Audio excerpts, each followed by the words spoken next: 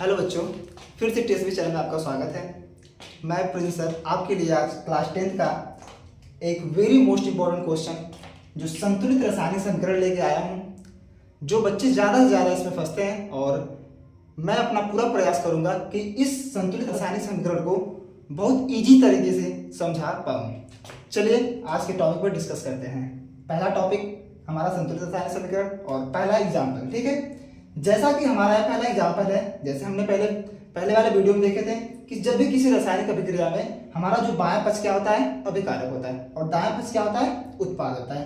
तो इतना ध्यान रखें, ठीक है। जब भी हमारा संतुलित रासायनिक समीकरण करेंगे तो इतना ध्यान रखेंगे कि जब हमारा अभिकारक पक्ष में जितने हमारे जो भी तत्व रहेंगे उतने हमारे क्या रहने चाहिए, उत्पाद में, ठीक है। तो जैसे में हम पहला सॉल्व करेंगे, संतुलित करेंगे। तो जैसे में हमारा पहला है मैग्नीशियम हमारा इसमें कितना है, 1 है। कितने हमारे हैं, 1। तो 1 करेंगे। ऑक्सीजन हमारा इसमें कितना है, ऑक्सीजन हमारा इसमें कितना है, 2 है, ठीक है। अब हमारा इस वाले पक्ष में आएंगे, दाएं पक्ष में आएंगे। दाएं पक्ष में हमारा मैग्नीशियम कितना है, 1 है, ठीक है। दाएं पक्ष में हमारा मैग्नीशियम कितना है, 1 है। और ऑक्सीजन हमारा इसमें कितना है, 1 है। अब देख लीजिए, आपको देख के ही पता चल जा रहा है कि हमारा ये रिएक्शन संतुलित है या असंतुलित है। इस बाएं पक्ष में हमारा मैग्नीशियम 1 है और दाएं पक्ष में भी मैग्नीशियम 1 है, पर बाएं पक्ष में ऑक्सीजन हमारा 2 है, पर हमारा दाएं पक्ष में ऑक्सीजन 1 है।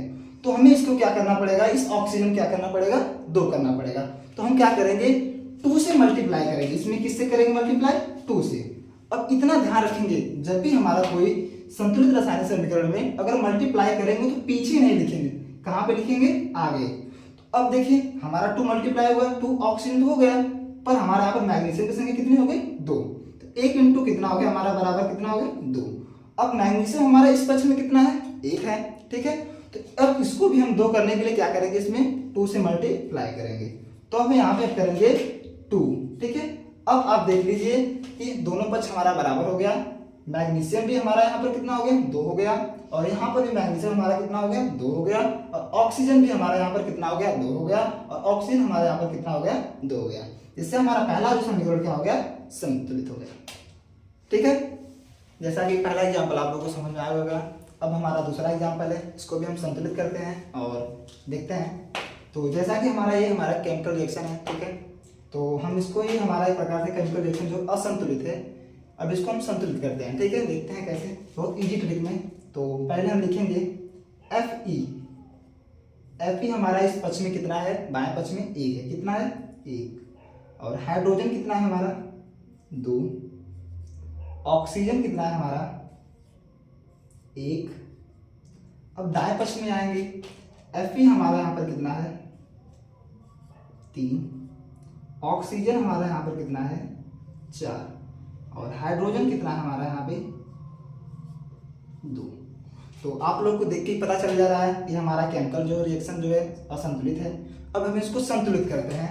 तो देखेंगे पहला हमारा Fe हमारा इसमें बाएं पक्ष में कितना है, 1 है, और दाएं पक्ष में कितना है, 3 है। तो हमें 3 करना पड़ेगा। तो हम यहाँ पे उस संख्या से गुणा करेंगे जिससे हमारा यहाँ पे 3 हो जाए। तो 1 इंटू कितना करेंगे हम लोग, 3। तो हम यहाँ पे क्या करेंगे, 3 कर देंगे। अब हमारा Fe तो हो गया संतुलित। अब नेक्स्ट पे आएंगे दूसरे तत्व पे। तो हाइड्रोजन हमारा कितना है, 2 है यहाँ पे, और हमारा यहाँ पे हाइड्रोजन कितना है, 2 है, ठीक है। हाइड्रोजन तो हमारा संतुलित है। अब आएंगे ऑक्सीजन पे।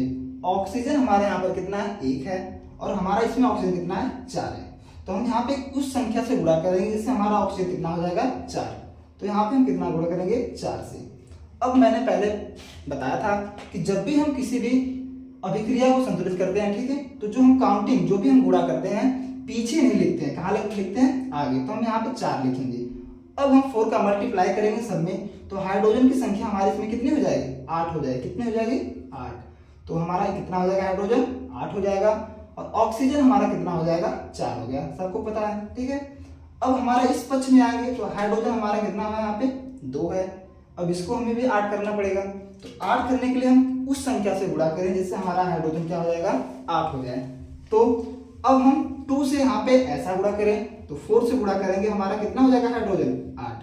तो हाइड्रोजन हमारा यहाँ पे हमने पहले ही बताया था, जब भी हम किसी किसी का गुणा करेंगे, किसी भी संख्या को संतुलित करने के लिए आगे लिखते हैं, तो हम यहाँ पे किससे गुणा करेंगे 4। अब देखो अब हमारा केमिकल रिएक्शन जो है संतुलित हो गया है। जैसे आप ही देख लीजिए कि Fe हमारा कितना है 3 है और Fe हमारे यहाँ पर कितना है 3 है, हाइड्रोजन हमारे यहाँ पर कितना है 8 है और हाइड्रोजन हमारे यहाँ पर कितना है 8 है, ऑक्सीजन हमारे यहाँ पर कितना है 4 है और ऑक्सीजन हमारे यहाँ पर कितना है 4 है, जिससे हमारा दूसरा भी एग्जाम्पल क्या हो जाएगा संतुलित हो गया। उम्मीद है आपको समझ में आया होगा। आइए नेक्स्ट एग्जाम्पल को हम संतुलित करते हैं। ठीक है, चलिए ठीक है, जैसे कि आप लोगों को पता है पहले से ही ये हमारा असंतुलित रासायनिक समीकरण है। अब हम इसको संतुलित करेंगे। जैसे मैं पहले से लिख चुका हूँ कि बेरियम जो हमारा 1 है यहाँ पे, क्लोरीन हमारे यहाँ पर कितना है 2 है, हाइड्रोजन हमारे यहाँ पर कितना है 2 है, सल्फर हमारे यहाँ पर कितना है 1 है, ऑक्सीजन हमारे यहाँ पर कितना है 4 है। अब दाएं पक्ष में देखेंगे बेरियम हमारे यहाँ पर कितना 1 है, सल्फर हमारा कितना है 1 है, ऑक्सीजन कितना है 4 है, हाइड्रोजन कितना है 1 और सीएल हमारा कितना है 1 है। तो देख के पता चल जा रहा है कि हमारा ये रासायनिक समीकरण क्या है, असंतुलित है। ठीक है, अब हम इसको संतुलित करते हैं। तो पहला देखेंगे बेरियम हमारे पर कितना है 1 है और बेरियम हमारे पर कितना है 1 है। ठीक है, अब क्लोरीन हमारे यहाँ पर कितना है 2 है और क्लोरीन हमारे यहाँ पर कितना है 2 है। अब इस क्लोरीन को हम सॉल्व करेंगे। ठीक है, हमें 2 करना है तो हम यहाँ पे किससे मल्टीप्लाई करेंगे 2 से, तब हमारा यहाँ पे क्या हो जाएगा 2। अब मैंने पहले ही बोला था कि जब भी हम किससे मल्टीप्लाई करेंगे तो हम आगे नहीं पीछे नहीं आगे करेंगे। ठीक है, अब हमने यहाँ पे क्या कर दिया 2। ठीक है, 2Cl हो जाएगा।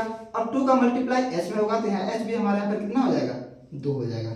ठीक है, अब आएंगे हाइड्रोजन भी हमारे यहाँ पर कितना था 2, हाइड्रोजन भी 2 हो गया।